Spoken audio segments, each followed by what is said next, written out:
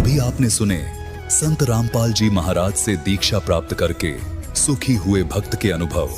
अब देखिए जगत गुरु तत्वदर्शी संत रामपाल जी महाराज के मंगल प्रवचन। और काल भी स्वामी है।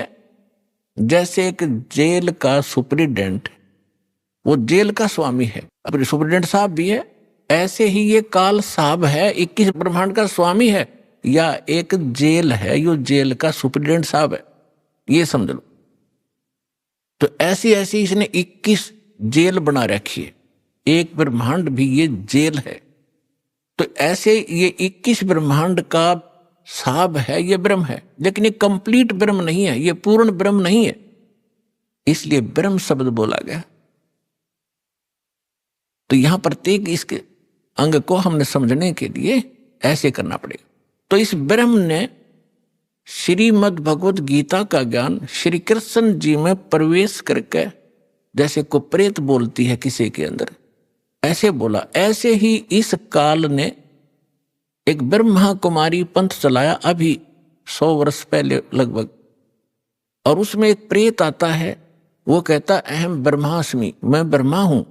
कभी कहता है अहम शिवोहम, मैं शिव हूं। ये एक प्रेत का चलाया हुआ है, और वो प्रेत कभी ब्रह्मा की पदवी पर था। जैसे कोई गांव का प्रधान सरपंच रिटायर हो जाता है, उसको अगली बार नियुक्त नहीं किया जाता, तो लोग फिर भी उसको सरपंच साहब कहते हैं, प्रधान साहब बोलते हैं, जोरा जी रहा रहे। और वो भी कहीं मिलता है, कोई कहता भी कौन है, कि फलाना सरपंच हूं, और जब वो सरपंच नहीं होता। तो ऐसे ही दास ने परमात्मा के ज्ञान, कबीर परमात्मा से प्राप्त उस ज्ञान को आगे बढ़ाया है as it is, as a tape recorder. दास का इसमें इतना ही योगदान है कि दास को परमात्मा का जो अंतःकरण टेप रिकॉर्डर ठीक कर दिया उस परमेश्वर कबीर जी ने, और उसमें अपना ज्ञान भर दिया। दास बोल के सुना रहा है रिकॉर्ड करके, इतना सा योगदान है। तो ऐसे दास बहुत बार बताता है आपको कि ये ब्रह्मा विष्णु महेश जो वर्तमान में यहाँ 3 लोक के एक एक विभाग के मिनिस्टर हैं, साहब हैं, इतने राम हैं, इतने भगवान हैं, ये इनकी भी मृत्यु होगी, और ये मृत्यु को प्राप्त होकर आम जीव की तरह 84 लाख योनियों में, प्रेत योनियों में भटक रहे होंगे, और अन्य पुण्य आत्माओं को फिर से काल अपनी दुर्गा पत्नी से जन्म दे करके उस पदवी पर बैठा देता है। तो उनमें से ये पंथ चलाने वाला जो ब्रह्मास्मि में शिवोस्मि, तो ये वो भूत है जो कभी ब्रह्मा के पद पर रहा है, अब उसका अस्तित्व कुछ नहीं, वो रिटायर्ड सरपंच समझ लो, एक्स सरपंच, अब उसका कोई अस्तित्व नहीं। तो वो बोलकर उसने वो पंथ चला दिया। आज भी उसकी मुरली सुनकर, वो भूत की बात सुनकर एक बहुत बड़ा जनसमूह अपना जीवन नाश कर रहा है। दास का प्रयत्न किसी की निंदा करना नहीं, दास का प्रयत्न है कि सभी हम एक परमात्मा के बालक बच्चे हैं, बहन बेटी भाई। और उस काल ने ये जाल फैला रखा है कि मैं इतने पंथ चला दूंगा नकली कि कोई समझ नहीं सकेगा ओरिजिनल पंथ कौन सा है। तो दास ऐसा प्रयत्न कर रहा है कि जैसे पहले की अभी बहुत बार होती रहती है घटनाएं कि कोई 500,000 के नोट नकली छाप देता है, और सरकार को जो पता चलता है तो दोनों ओरिजिनल और डुप्लीकेट दोनों के दोनों मीडिया के माध्यम से, समाचार पत्रों के माध्यम से उनकी पहचान कराई जाती है कि ये इस टाइप का डुप्लीकेट है, ये ओरिजिनल है। तो सरकार निंदा नहीं कर रही होती, एक महापरोपकार करती है। तो दास का यही प्रयत्न समझ लेना कि हमारे जो यथार्थ सदग्रंथ हैं वो तो हमारे ओरिजिनल नोट हैं, ओरिजिनल सदग्रंथ हैं, और उसके अतिरिक्त कोई अनुभव बता रहा है, कोई मार्ग चला रहा है, वो डुप्लीकेट है, वो हानि हो रही उनके जीवन की। तो दास ने कोई शौक नहीं है किसी की, इसको आप आलोचना का नाम देते हो तो आपकी बुद्धि अच्छी नहीं है, आपको अध्यात्म ज्ञान नहीं है। तो इसी प्रकार ये काल ने स्वयं, इसमें श्री कृष्ण जी के अंदर स्वयं काल प्रवेश कर गया। श्री कृष्ण भी ये 3 लोक के प्रभु हैं, एक विभाग के। इसके अंदर आम प्रेत नहीं प्रवेश कर सकता, इनके अंदर, इनमें इतनी पावर होती है। तो उनके अंदर काल स्वयं आया और उसने गीता का ज्ञान दिया। तो यहां ब्रह्म बोल रहा है इस गीता को। अब हम परम अक्षर ब्रह्म कहेंगे, उसको पूर्ण ब्रह्म कहेंगे, जो इससे अन्य परम शक्ति है, और उसको हमने पाना है। अब क्या कहा है कि वो सच्चिदानंद घन ब्रह्म ने अपने मुख कमल से, गीता ज्ञानदाता स्वयं कह रहा है, उस धार्मिक अनुष्ठानों की जानकारी विस्तार के साथ कही है और उसको तत्व ज्ञान कहते हैं। और उस ज्ञान को प्राप्त करके प्राणी सभी कर्मों से मुक्त हो जाता है, वो छुटकारा पा लेता है, उसका पुनर्जन्म नहीं होता। चौथे अध्याय के 34वें श्लोक में कहा कि अर्जुन, उस तत्व ज्ञान को जो परमात्मा स्वयं आकर अपने मुख कमल से वो वाणी बोलता है, वो तत्व ज्ञान है। उस तत्व ज्ञान को, उसको सूक्ष्म वेद भी कहा है। उस तत्व ज्ञान को तू तत्वदर्शी संतों के पास जाकर समझ, उनको दंडवत प्रणाम करने से, कपट छोड़कर सरलता पूर्वक प्रसन्न करने से वो तत्वदर्शी संत तुझे उस परमात्म तत्व का अर्थात तत्व ज्ञान का उपदेश करेंगे।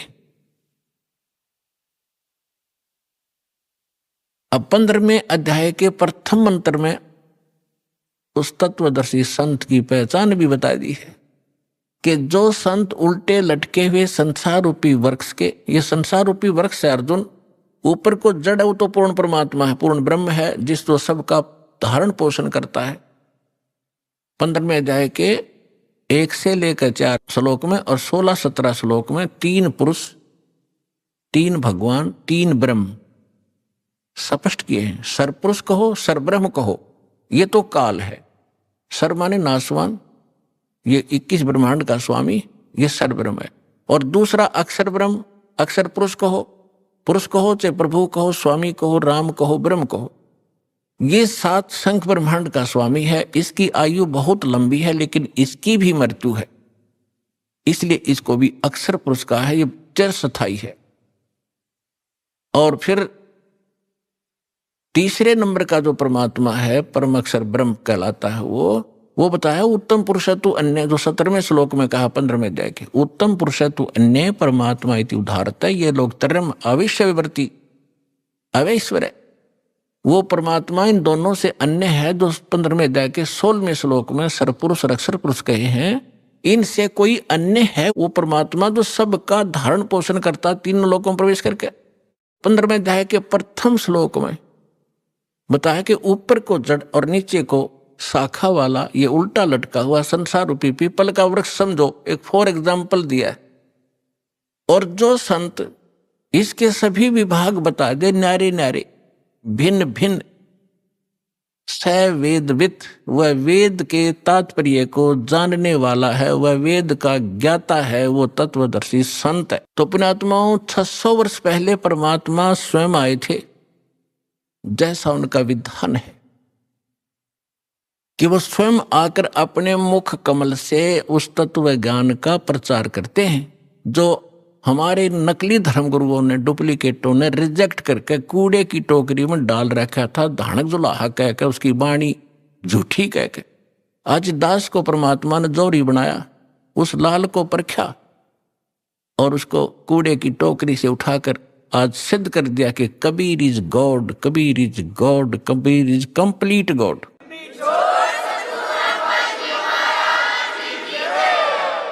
और जिसको पाकर उसके बच्चे आज धनी हो रहे हैं, पूर्ण अध्यात्म धन से वो परिपूर्ण होते जा रहे हैं, जो उनका सुख का मूल है।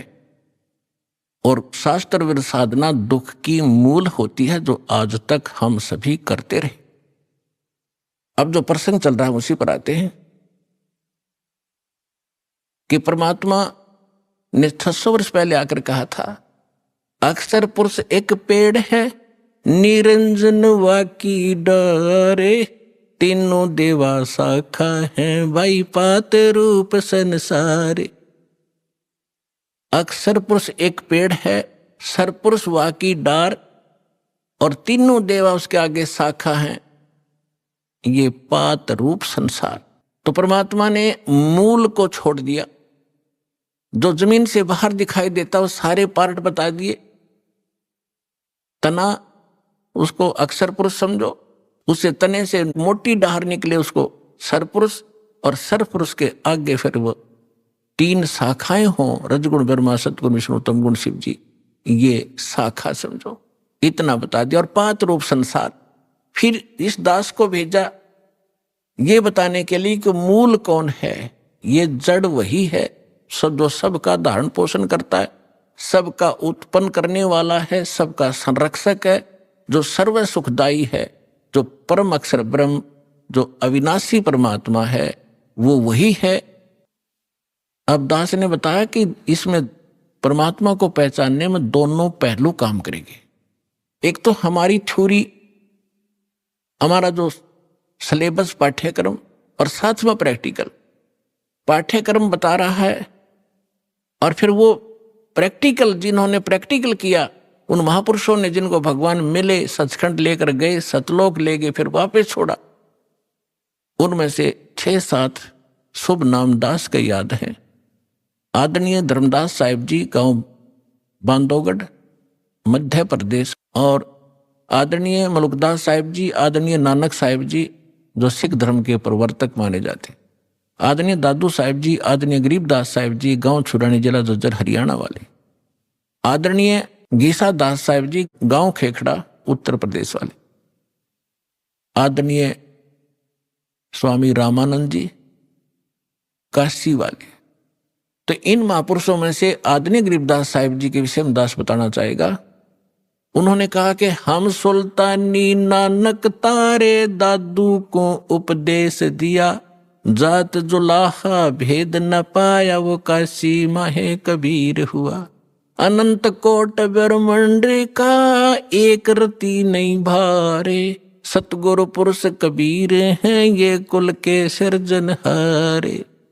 तो वो जड़ है उस संसार रूपी वृक्ष के, वो कबीर है। कबीर परमात्मा कौन? उसको परम अक्षर ब्रह्म कहो, उसको सत्य पुरुष कहो, अमर पुरुष कहो, उसे परम पुरुष कहो, उसे परम अक्षर ब्रह्म कहो, उसे परम अक्षर पुरुष कहो।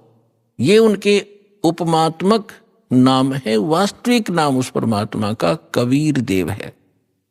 उसको अल्लाहु अकबर कहो, कबीर देव, कबीर साहब, अल्लाहु अकबर, कबीर भगवान, अल्लाह माने भगवान, अकबर अकबरी, अकबीर कबीर, ये कबीर को ही अपभ्रंश करके अकबर बोलते हैं। जैसे हम कबीरू बोल देते हैं, कबीरा बोला करते थे। जैसे गरीबदास जी को गांव वाले गरीबू कहा करते थे। तो ऐसे हम अपभ्रंश करके अपने नाम रख लेते हैं। उनका वास्तविक नाम है कबीर देव, अल्लाहु अकबर, अल्लाह कबीर, गॉड कबीर। अब जो प्रसंग चल रहा था उसी पर आते हैं कि वो परमात्मा स्वयं यहां आते हैं। अब इसमें दोनों पहलू साथ चलेंगे कि जिनको भगवान मिले उन्होंने प्रैक्टिकल किया, और जो हमारे सदग्रंथ आज तक हमें ज्ञान दे रहे थे, हमारे धर्मगुरु समझ नहीं सके, वो हमारा दुर्भाग्य और उनका भी दुर्भाग्य कहेंगे, क्योंकि वो उनकी बुद्धि काल के वश थी। अब हम सतगुरु शरण में आ गए तो हमारे ऊपर काल की जकड़ नहीं रही। इसलिए आप इस ज्ञान को समझ रहे हो। जिस दिन आपका नाम खंड हो जाएगा, यहां से कनेक्शन कट गया, परमात्मा का पंजा आपसे उठ जाएगा, आपको यही शब्द कड़वे लगने लग जाएंगे। और ये हमारे यहाँ भक्त भी आपको बुरे बुरे दिखाई देंगे, क्योंकि काल प्रवेश कर जाएगा, आपकी बुद्धि को भ्रष्ट कर देता है। आज तक ब्रह्मा विष्णु महेश की गांठ बांध रखी, इसने चक्कर बांध रखा, समझने नहीं दिया। आपकी क्या औकात? आप इस मालिक की शरण से दूर होकर आप सुखी हो जाओगे। जून का महीना हो और एसी रूम से बाहर निकल कर कोई सुखी हो सकता है? चाहे शराब पी कर चाहे निकले जा बाहर, गली में पड़ा रहो, बेशक वो कहा रहो शराब के नशे में मैं बहुत सुखी हूं, अब सुखी हूं, खाक सुखी है, रेत में पड़ा, पसीने आए पड़े, झागा रे मुख में।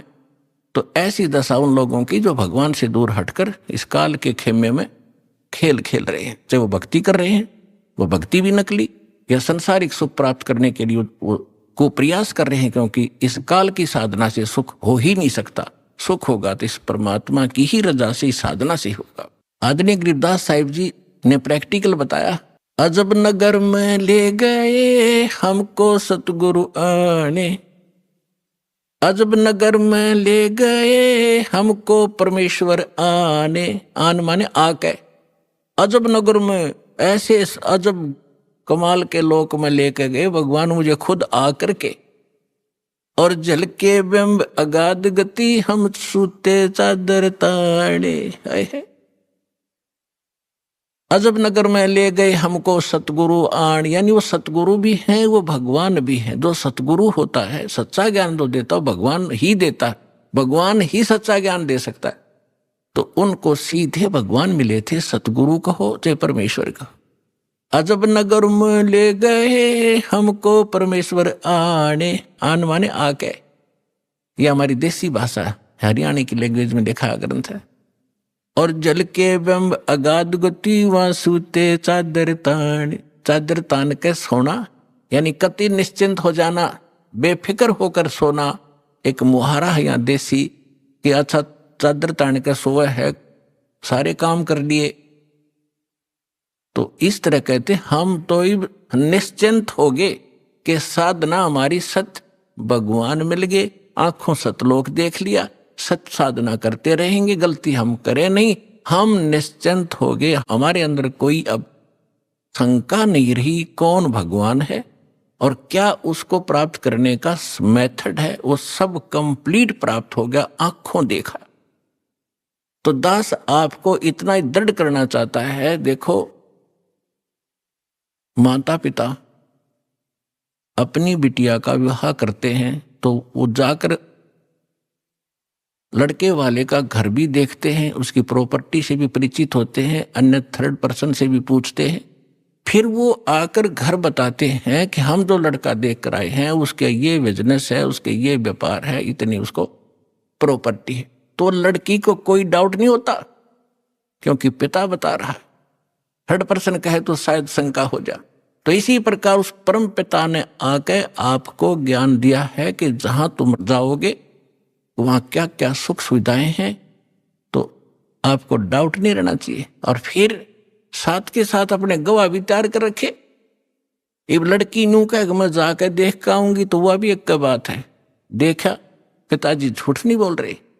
तो इसी प्रकार आप जी ने एक नेक भक्त का भी आचरण एक दिखाना है कि जो दास बोल रहा है वो किसी डूम भाट के गीत नहीं है, गॉड गिवन स्पिरिचुअल नॉलेज है, एच इट इज, जो भगवान ने बताया। और जिन महापुरुषों को भगवान मिले उनने जो का तो सेकंड किया, हमारे सदग्रंथ बता रहे। अब आपको श्रीमद् भगवत गीता से परिचित कराया, और विशेषकर हिंदू समाज तो जो भगवान की तरफ में पहले से ही लगे हैं, तो उन्होंने तो गीता का पाठ रोज कर ही रखा तकरीबन। दास एक बार 2003 के अंदर उदयपुर के अंदर सत्संग कर रहे थे, थोड़ी सी संगत होती थी, और टीवी पर दास दिखा रहा था, बता रहा था, एक बहन सुन रही थी। उसमें प्रोजेक्ट सिस्टम नहीं था, केवल टीवी ही पर हम दिखा रहे थे। टीवी पर थोड़ी बहुत दूर दिखा करते, थोड़े आदमी बैठा करते। उसके तुरंत बाद हमने प्रोजेक्ट ले लिया था भक्तों ने।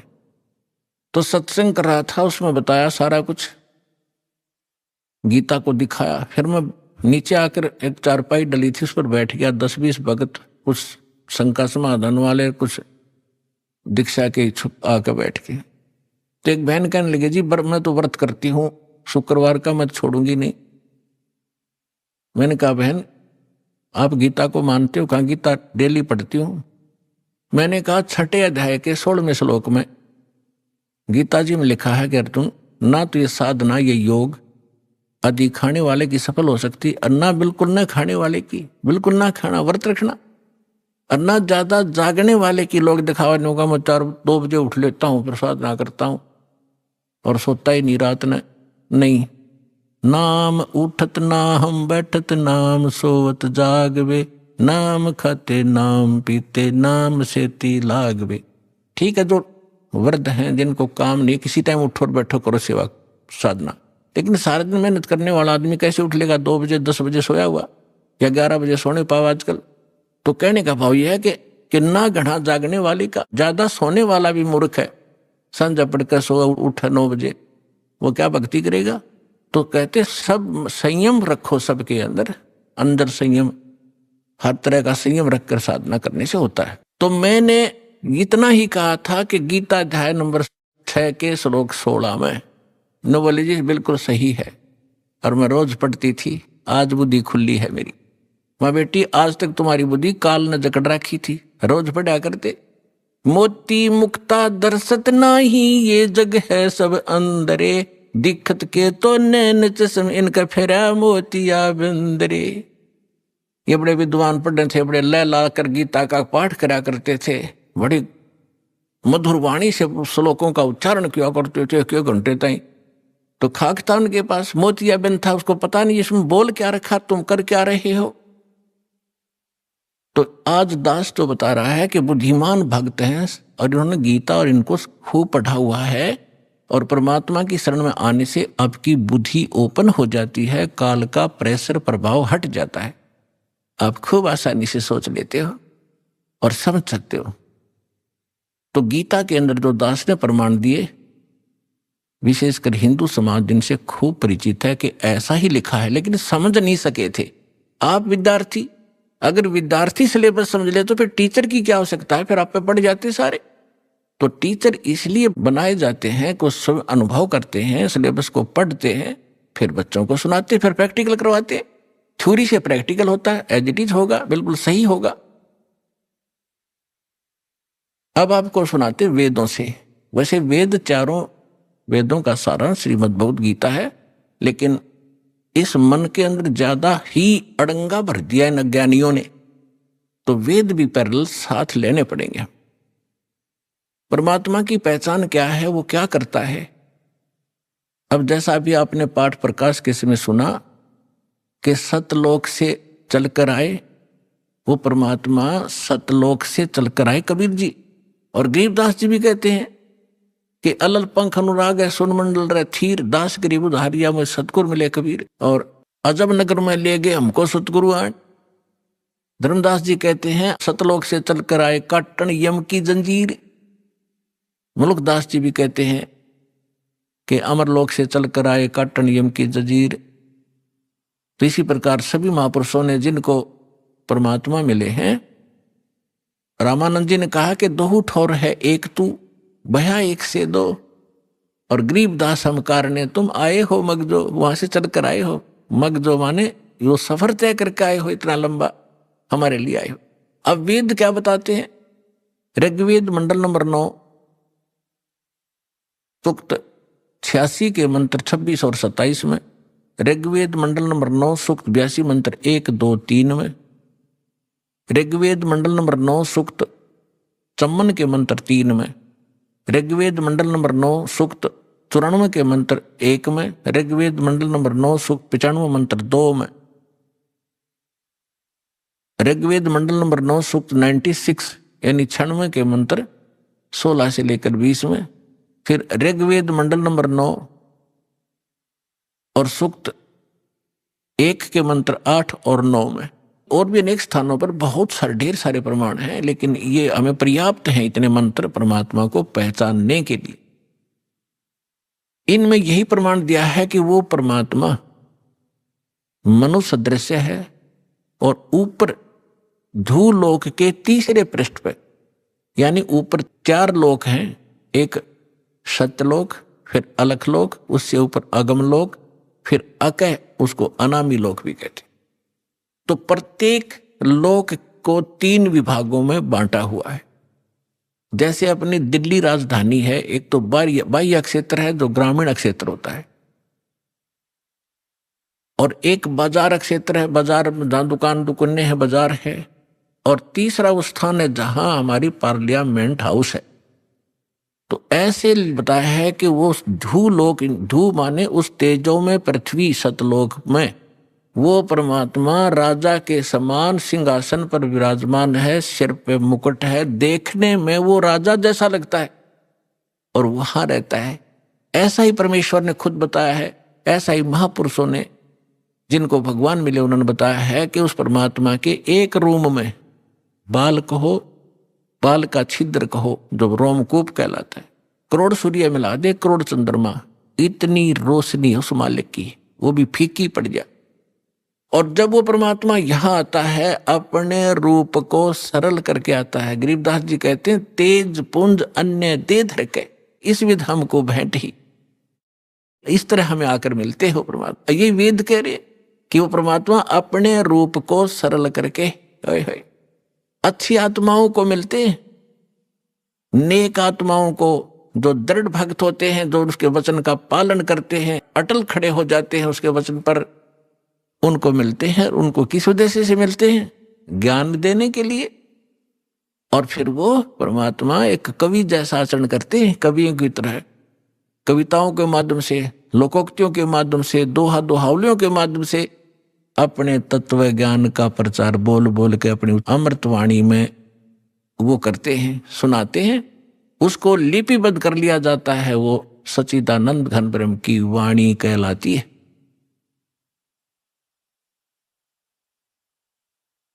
अब ये तो वेदों ने बताया, उसमें स्पष्ट बताया कि वो परमात्मा कबीर देव है, उसका नाम कबीर साहब है। कबीर देव माने परमेश्वर, भगवान, अल्लाह, खुदा, गॉड साहब। अब यही परमात्मा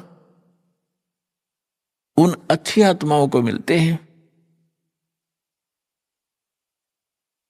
एक समय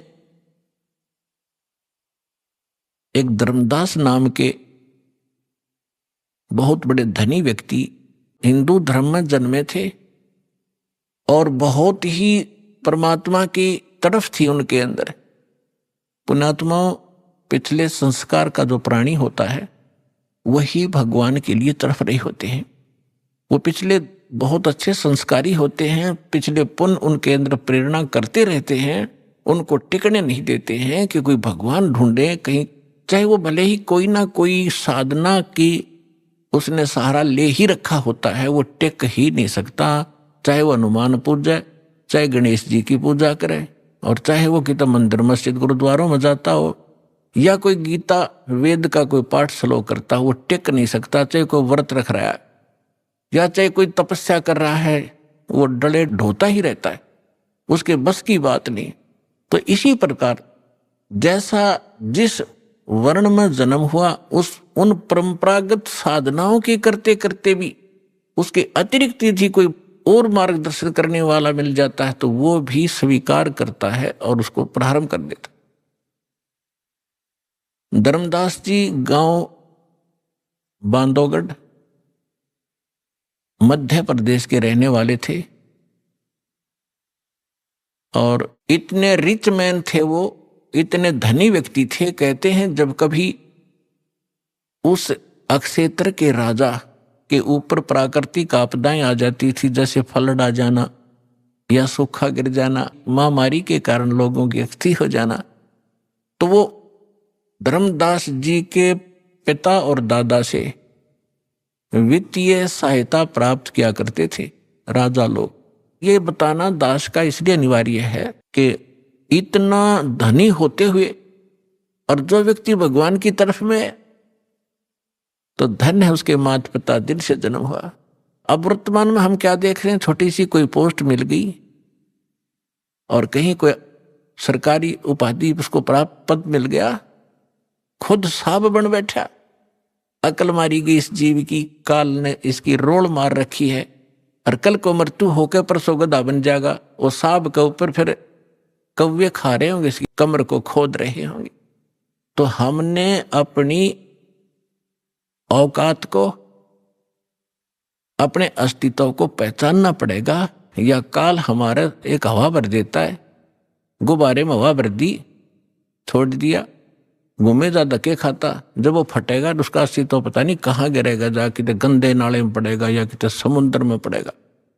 तो इसलिए हमने इस हवा को नहीं भरना है, अपना ठीक ठिकाना, जो मालिक का आदेश उसके अनुसार हमने चलना होगा, तभी हम सफल होंगे। तो धर्मदास जी को इतनी तरफ थी, उन्होंने ये भी सुना हुआ होता है कि गुरु बिन मोक्ष नहीं होता, इसलिए उन्होंने एक रूपदास नाम के वैष्णव परंपरा के संत को गुरु धारण भी कर रखा था। अब गुरु बना है तो आज्ञा का पालन भी शिरोधार्य होता है, वो संत भक्त किया ही करते हैं। अब उसी गुरुदेव जी के द्वारा बताए गए निर्देशानुसार वो प्रतिदिन श्रीमद् भगवत गीता का पाठ भी किया करते थे। एकादशी का व्रत भी किया करते थे, जन्माष्टमी का व्रत भी करते थे। और श्री कृष्ण हरे राम राम राम हरे हरे, कृष्ण राधे राधे राधे, कृष्ण कृष्ण, ओम नमः भगवते वासुदेवाय, ओम नमः शिवाय, इस तरह के जो भी मंत्र वो जानते हैं हमारे जो हिंदू धर्म के ये डुप्लीकेट गुरु, तो वो सारी बता रखी थी साधनाएं, वो कर रहा था। और उसके साथ साथ भगवान श्री कृष्ण यानी विष्णु जी की मूर्ति, जिसको शालग्राम कहते हैं, उसकी भी पूजा अर्चना प्रतिदिन करना, जिसको कर्मकांड कहा जाता, कर्मकांड का एक हिस्सा है, वो भी किया करते थे। और गीता जी का नित्य पाठ भी करते थे। सभी तीर्थों का भ्रमण करने से भी मोक्ष उसको बता रखा था। अब बच्चा क्या होता है, अध्यापक ने जो सिलेबस बता दिया वो तो फाइनल समझता है, जो कहा ठीक है जी। इतना बड़ा सेठ मन में आई कि तीर्थों का भ्रमण किया जाए। उस समय परमात्मा जिस समय मिले उनकी एज भी 60-62 के आसपास हो चुकी थी। साधना उद्देश्य से तीर्थ भ्रमण करने के लिए अपनी धर्मपत्नी की राय ली। उनकी धर्मपत्नी का नाम आमीना था। उससे आज्ञा लेकर के वो चल पड़ा कि मैं तीर्थ भ्रमण करना चाहता हूं। तो जैसे भी आज्ञा लेकर चल गए। भ्रमण करते करते वो मथुरा के अंदर। अभी आपने सुने संत रामपाल जी महाराज के मंगल प्रवचन। आइए अब सुनते हैं संत रामपाल जी महाराज से नाम दीक्षा लेकर सतभक्ति करके अद्भुत लाभ प्राप्त करने वाले अनुयायी के विचार।